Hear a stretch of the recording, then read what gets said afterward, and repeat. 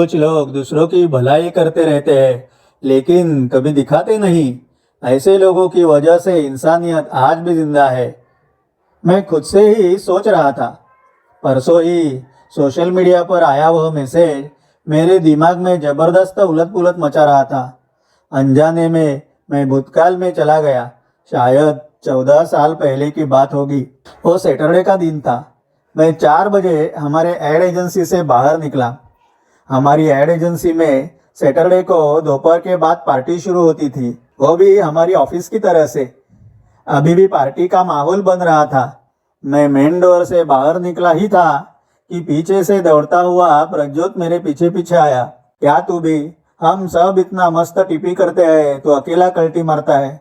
आज तो रुक। लेकिन उसको समझाते हुए अगली बार पक्का रुकता हूँ कहते मैं वहां से खिसक गया। आज ट्रेन से रोजाना की भीड़ में घर जाने का मूड नहीं था।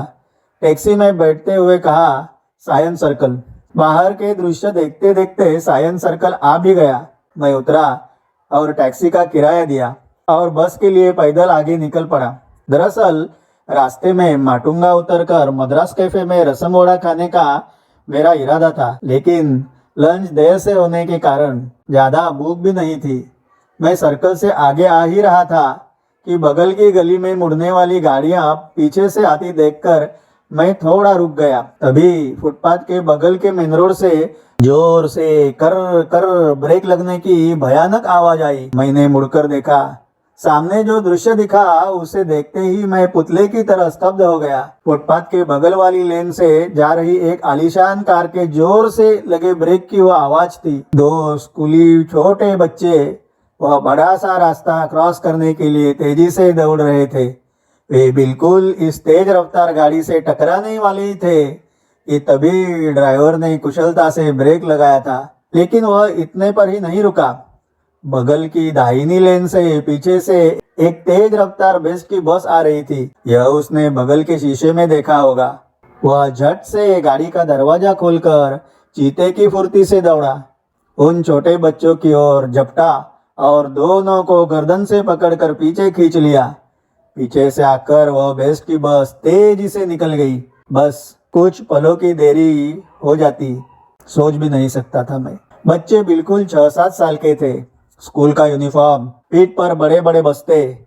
इस अप्रत्याशित धक्के से बहुत डर गए थे। मैं तुरंत आगे बढ़कर उन्हें फुटपाथ पर ले आया। जल्दी से अपने बैग से पानी की बोतल निकालकर उन्हें पानी दिया।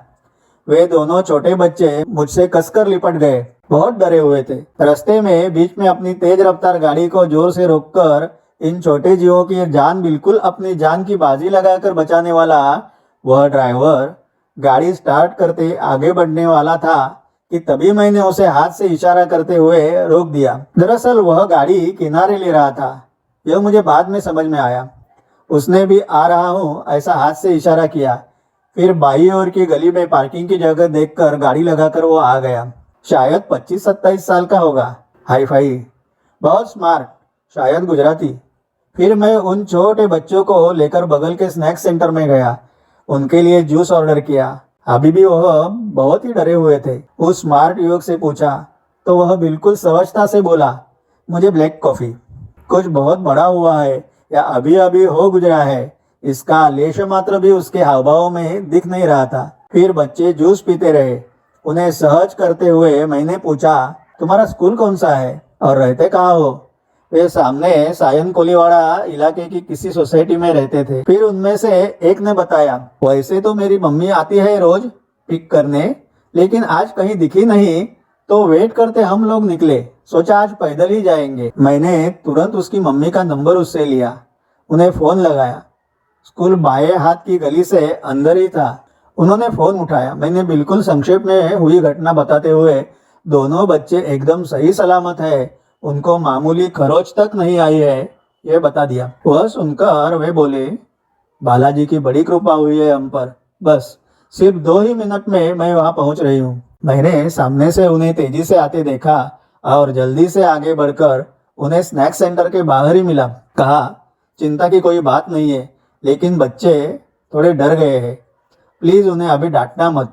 वे मेरी ओर देखकर हंसकर बोली, नहीं नहीं। उनकी आंखें नम थी। बच्चों को लेकर जाते समय उन्होंने हम दोनों का 1000 बार आभार माना। मैंने कहा, मैंने सच में कुछ नहीं किया है। इस बच्चे की वजह से आज आपके बच्चे बच गए। वे घर आने का बहुत आग्रह कर रही थी, लेकिन वह नौजवान लड़का इशारे से ही मुझे नहीं नहीं कह रहा था। फिर वो चली गई। मैंने अपने लिए मसाला डोसा मंगवाया। वह हंसते हुए बोला, मेरे लिए ग्रिल्ड सैंडविच। मुझे एक बात विशेष रूप से महसूस हुई, उसके व्यवहार और बातचीत में बहुत सहजता थी। फिर हमारी औपचारिक पहचान हुई। रौनक सेठ, MBA फ्रॉम लंदन। दिख रहा था 25-26, लेकिन बातों से समझ में आया साहब 30 साल के हैं। अगले 6-7 महीनों में साहब का शुभ मंगल है और फिलहाल पापा का बिजनेस संभाल रहे हैं। फिर जनरल बातें शुरू हो गई। मेरे मन में एक ही सवाल था, उन बच्चों को बचाने के चक्कर में अगर बिल्कुल कुछ सेकंड की देर हो जाती तो आज उन छोटे बच्चों के साथ यह सामने बैठा हुआ रौनक भी। आखिरकार रहा नहीं गया तो मैंने उससे पूछा, तुमने कितनी रिस्क ली थी, तुम्हें अंदाज भी है क्या? वह बिल्कुल नटखट छोटे बच्चे की तरह हंसते हुए बोला, मैं इतना सब कुछ नहीं सोचता। बस जैसे मुझे याद आया पीछे से स्पीड से बेस्ट की बस आ रही है, उन मासूम बच्चों की जान मेरे लिए उस टाइम सबसे इम्पोर्टेंट थी। फिर हम बातें करते करते अपनी डिशें खत्म करके निकल पड़े। सायन डिपो की ओर निकलते समय मैंने रौनक को बाय किया। मैं डिपो से बस पकड़कर ठाणे जाने वाला था। मैं जस्ट उसे बाय करके निकल ही रहा था कि तब वो बोला, मैं आगे तक छोड़ता हूँ तुम्हें। मैंने कहा, बस आगे जस्ट 50 मीटर पर तो डिपो है, मैं पैदल ही जाता हूँ, मुझे वहाँ से बस पकड़कर ठाणा जाना है। लेकिन वो पीछे ही पड़ गया, मैं आगे तक छोड़ता हूँ ना। फिर हम उसकी गाड़ी तक जाकर गाड़ी में बैठे। उसने गाड़ी रिवर्स न लेते हुए उसी लेन से आगे ली। दाहिनी ओर मुड़कर हम सायन स्टेशन के मेन रोड के सामने आने वाले ही थे कि तभी मैंने उससे कहा, गाड़ी साइड में ले लेना, मैं इधर ही उतरता हूँ। लेकिन वह वैसे ही हंसते हुए गाड़ी सीधी ले जाता रास्ता क्रॉस करके सामने वाली लेन में घुस गया। मुझे समझ में नहीं आ रहा था। कुछ पूछने से पहले ही उसने उस गली से गाड़ी सीधी ले जाते हाईवे पकड़ लिया। मैं रौनक का ये सब क्या चल रहा है यह सोच ही रहा था कि रौनक नटखट से हंसते हुए बोला, मुझे कहाँ जाना है यह तुमने तो पूछा ही नहीं। वैसे तो मुझे घाटकों पर जाना है। हम लोग बांद्रा पालील रहते हैं और बड़े अंकल पार्ला रहते हैं। हमारे एक ऑफिस पंचरत्न में है और एक खार में। लेकिन अभी तो मैं काम के लिए घाटकों पर जा रहा था, तो हम लोग घाटकों पर तक तो साथ में जा ही सकते हैं ना। मैंने सिर हिलाया। अभी उतना ही मेरे हाथ में था। बाप रे, पंचरत्न मतलब साहब का हीरो का वगैरह का व्यापार होगा। मुझे उस आलीशान मर्सिडीज में और भी असहज महसूस होने लगा। रास्ते में रौनक को कितना बोलूं और कितना बताऊं ऐसा हो रहा था। वह धड़ाधड़ बोलता ही चला जा रहा था। मैंने कहा, रौनक। मुझे बीच में टोकते हुए वह बोला, कितनी बार बोल चुका हूँ मेरा नाम रौनक है। मैं हंसा। मैंने उसके बिजनेस के बारे में पूछा तो उसके ग्रेट ग्रैंडफादर से उनका हीरो का व्यापार है यह समझ में आया। फिर मुझे रहा नहीं गया तो मैंने पूछा, लेकिन हम तो अभी आधे घंटे पहले ही तो मिले हैं। मुझे तेरी गाड़ी से लिफ्ट देते वक्त तुझे डर नहीं लगा या मेरे बारे में शक नहीं हुआ? वो खिलखिलाकर हंसा। कोई फिल्मी डायलॉग कहे वैसे वह मुझसे बोला, हम हीरे जौहरी लोगों की नज़र बहुत तेज रहती है।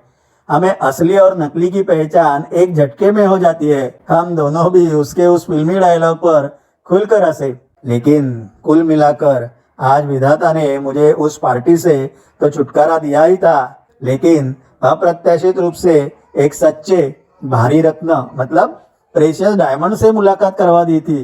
रास्ते में बातचीत में समझ में आया, रौनक के यह उद्योगों मतलब अभी जैसे चीते की फुर्ती से झपट कर उसने उन छोटे बच्चों को क्षण भर में सड़क के किनारे खींचा था, वह साहब की पहली करामात नहीं थी, वह तो उसका स्थायी भाव ही था। बचपन में एक बार रौनक स्कूल के पिकनिक पर गया हुआ था। तब एक दोस्त का बहते हुए झरने से चलते चलते पानी में संतुलन बिगड़ गया और वह झरने से वह दोस्त बहता जा रहा था। तो इसने कुछ भी सोचे बिना प्रचंड वेग से बहते उस प्रवाह में छलांग लगा दी और उस दोस्त को सकुशल बाहर निकाला था। तब स्कूल में हमारे प्रिंसिपल ने पूरे स्कूल के सामने मुझे फेलिसिटेट भी किया था। छोटे बच्चे के उत्साह में रौनक बोला, बचपन से ही यह मेरी आदत सी हो गई है। लेकिन मम्मा तब से बहुत डरती रहती है। मैंने कहा तेरी मम्मा ही क्या, किसी को भी डर लगेगा। उस भयानक तेजी से बहते प्रवाह से तू भी बह गया होता तो? रौनक फिर हंसते हुए बोला, नहीं नहीं रे, ऐसा कुछ भी नहीं हो जाता। हम लोग ना सोचते बहुत है और नेगेटिव विचारों में ही उलझते रहते हैं। मैं इतना सोचता ही नहीं कभी। मैं उस वक्त जो जरूरी होता है वही करने में जुट जाता हूँ। उसके सीट के बगल में रखी छोटी बिस्लरी पानी की बोतल मुझे देकर हंसते हुए बोला, पियो पानी पियो। प्रसन्न, तुम भी मेरी मम्मी जैसे ही हो। फिर सिग्नल छूटने पर उसने गाड़ी हाईवे पर ही बाई ओर रोक दी। मुझसे कहा, देख प्रसन्न, मुझे उस टाइम जो सही लगा मैंने किया, बस इतना ही सच है। लेकिन मेरी इतनी सी बात के लिए मुझे मेरे कान्हा जी ने जो आज तक दिया है वह तो मैंने कभी सोचा भी नहीं था। मुझे मालूम नहीं, लेकिन कान्हा ने मुझे इसी काम के लिए शायद भूलोक पर भेजा है। अच्छा, तो यह बात है। यहाँ भी कान्हा महाशय का ही खेला शुरू है। फिर कान्हा जी के लाडले ने गाड़ी स्टार्ट की और मेरे ध्यान में आया, बाप रे, गोदरेज कंपनी, मतलब घाटकों पर कब गया यह भी पता नहीं चला। मैंने रौनक को रोकते हुए कहा, रौनक, अरे घाटकों पर भी पीछे गया। वो फिर वैसा ही नटखट हंसते हुए बोला, मालूम है, मुझे घाटकों पर जाना ही नहीं था, बस तेरे साथ बहुत बातें करने का मन हुआ तो आया तेरे साथ। फिर मैं मुलुंड के पास आते ही जोगेश्वरी लिंक रोड जो रास्ता जाता है वहाँ मोड़ पर रौनक को गाड़ी रोकने के लिए कहा तू अब लेफ्ट से जा, ठाणे तक आया तो भयानक ट्रैफिक में फंस जाएगा। वो सुन ही नहीं रहा था। तो तू चलना बांद्रा तक, मेरे घर पर डिनर करते हैं, बाद में मैं तुम्हें ड्रॉप करूंगा। लेकिन मैंने उसे विदा किया और गाड़ी से बाहर आ गया। उसने जोर से चिल्लाकर 1 सेकंड रुक कहा। तभी मेरे मोबाइल की रिंग बजी। मैंने फ़ोन उठाया। अंदर बैठे सेठ जी खिलखिलाते हुए बोले, जस्ट चेक किया, सही नंबर है ना, वही देखा, बाय, फिर जल्द मिलते हैं। मैं घर पहुंचा, तब तक रौनक के 4 फ़ोन। पहुंचा क्या घर? फिर दूसरे दिन दोपहर को फिर उसका फ़ोन। फिर लगभग दिन में उसका 1 फ़ोन तो शुरू हो गया। बातें करते करते मेरा ऑफिस वगैरह सब कुछ पूछ लिया था। कमला मिल कहने पर वैसे मैं टाउन से उसी रास्ते से आता जाता हूँ। यह जब उसने कहा तभी मेरे ध्यान में आ गया। मैं एड एजेंसी में कुछ जरूरी काम में व्यस्त था। उस दिन काम के प्रेशर में मेरी बड़ी भागदौड़ शुरू थी। लेकिन आज इतना मैं कमाल का काम में व्यस्त था कि अचानक हमारा माणिक आया तो मुझे पता तक नहीं चला। कोई आए है, शायद कोई अपने क्लाइंट होंगे। सॉलिड हाई फंडू है। इति माणिक, हमारे हाईफाई सेटअप में आने वाले हमारे क्लाइंट भी हाईफाई होते थे। मैं हाथ का काम छोड़कर बाहर भागा, लेकिन माणिक नहीं पहचानता ऐसा कौन क्लाइंट, वो भी 4:30 बजे, वो भी सैटरडे के दिन। बाहर देखा तो लाउंज में साक्षात रौनक सेठ सोफे पर बैठे हुए। मुझे हंसी आ गई। नहीं, मैंने क्या सोचा, आज प्रसन्न को सरप्राइज ही देते हैं। मैं हंसा, कहा, जी बड़े सेठ जी। वह भी खुलकर हंसा। उसके बाद हर सैटरडे वो फोन पर लगातार पीछे लगा रहता और हम काफ़ी बार मिलते भी थे। ऑफिस में तो गॉसिप के जगत के सितारों की बड़ी भीड़ जमा हुई थी। रौनक जैसे ऑफिस में आने लगा, एक से बढ़कर एक शुरू हो जाते। लड़कियों में तो वो बड़ा ट्रेंडिंग टॉपिक बना था। एक एक मेरे सामने शुरू हो जाती। लगता है सासू माँ ने जमाई राजा को सेटल करने कोई बड़ा बिजनेसमैन ढूंढा है। हाँ, वहाँ बंगले पर ऐसे लोग तो रोजाना आते ही रहते हैं ना। उनकी ऐसी वाहियात कमेंट्स में मैं हमेशा अनसुना करता। फिर अचानक मेरे पिताजी का तबीयत एकदम से बिगड़ गया। दिन ब दिन कॉम्प्लिकेशन बढ़ती ही गई। माँ घर में उनका अकेली संभाल नहीं कर पा रही है, ये मैं देख रहा था। फिर एक दिन मजबूरन मैंने जॉब से कुछ महीनों का ब्रेक लिया। उसी भागदौड़ में मैं रौनक को बताना भूल ही गया कि मैंने जॉब से ब्रेक लिया है। हमेशा की तरह वो सैटरडे हमारे एजेंसी में पहुंचा। तब उसे पता चला। मेरे कुछ कलीग्स ने उससे करीबी दिखाते फ्रेंडली बातें करना शुरू कर दिया, लेकिन उसे वो उनका बर्ताव जचा नहीं। वो वहाँ से तुरंत निकला। बाहर आकर मुझे फ़ोन किया। उस दिन का रौनक का आवाज़ और बातें करने का ढंग एकदम सा बदल गया था। उसका टेंशन में आना उसके आवाज़ से ही पता चला। उसने समझाने के स्वरों में मुझे कहा, हम मिलते हैं ना, मैं ठाणा आता हूँ ना। मैंने कैसे तो उसका थाना में मेरे घर आना टाल दिया। मेरा घर तो इतना सामान्य था। फिर वो बोला, ठीक है, आज नहीं लेकिन मैं जल्द ही आऊँगा। मैंने आज तक नहीं बोला क्योंकि तुझे बुरा न लगे, लेकिन अभी बोलना जरूरी है। देख, तू मेरा बेस्ट फ्रेंड है। मैं हमेशा तेरे साथ हूँ। तुम्हारे डैडी का बेस्ट से बेस्ट ट्रीटमेंट करेंगे, तू टेंशन मत ले। और आगे से तुझे कोई जॉब करने की भी जरूरत नहीं पड़ेगी। हम दोनों ही एक बड़ी एड एजेंसी शुरू करते हैं। पर नियति को मंजूर नहीं था। पिताजी की तबीयत बेहद क्रिटिकल होती गई। उसी भागदौड़ में मेरे दोनों मोबाइल हैंडसेट मेरे से कहीं गुम हो गए। मेरे मोबाइल में सेव किए सभी नंबर गायब हो गए। रौनक का भी नंबर गया। बाद में उससे कांटेक्ट करने के लिए कोई भी रास्ता ही बचा नहीं था। उसने ऑफिस जाकर मेरा एड्रेस पूछा, लेकिन मेरे किसी भी कलीग को मेरा घर का प्रॉपर एड्रेस पता नहीं था और ऑफिस रिकॉर्ड से एड्रेस नहीं दिया गया। उसके बाद कभी भी संपर्क ही नहीं हो पाया। पहले जब हम सैटरडेज को मिलते थे, उसी दौरान ऐसे ही किसी सैटरडे एक दो बार मुझे रौनक ने उसके सभी दोस्तों से भी मिलवाया था। और एक बार तो बिना बताए वो मुझे सीधा जू लेकर गया था, पायल के घर। पायल यानी उसकी होने वाली वाइफ। उसी दरमियान एक बार अचानक संडे को उसका फोन आया, आज हमें एक जगह जाना है, मैं आता हूँ तुम्हें पिकअप करने। मैंने कहा, भाई मैं आता हूँ, चाहिए तो बीच में कहीं मिलते हैं। उस दिन वो मुझे पनवेल के आसपास कुछ वृद्धाश्रमों में लेकर गया। वहाँ का नज़ारा ही कुछ अलग था। जैसे रौनक की कार अंदर आते देखी, वो सब दादा दादी दौड़े चले आए। फिर सबके पाँव छूकर रौनक सबसे बातें करने लगा। सबके लिए वो कुछ ना कुछ छोटे मोटे गिफ्ट लेकर आया था। हर एक आश्रम में वो बुजुर्ग दादा दादी भी उससे ऐसे खिलखिलाते बातें कर रहे थे जैसे उनका खुद का पोता ही मिलने आया हो। बाद में हम दोनों एक अनाथालय में भी गए। वहाँ के हर बच्चे को नाम से पहचानता। बच्चे भी उसे देखकर ऐसे धूम मचाए। बाद में वो बच्चों के साथ खेलने कूदने में इतना तल्लीन हुआ, वो सभी नज़ारा देखते मेरी आंखों में तो आंसू आ गए। वापस घर जाते समय रौनक मुझे बोला, आज तक मैंने मेरे मम्मा के सिवाय किसी को याद नहीं लाया था। यह सभी बातें आज मेरे मन में अचानक सी ताज़ा हो गई। लेकिन अब तो रौनक मेरे लिए एक याददाश्त बनकर ही रहा है।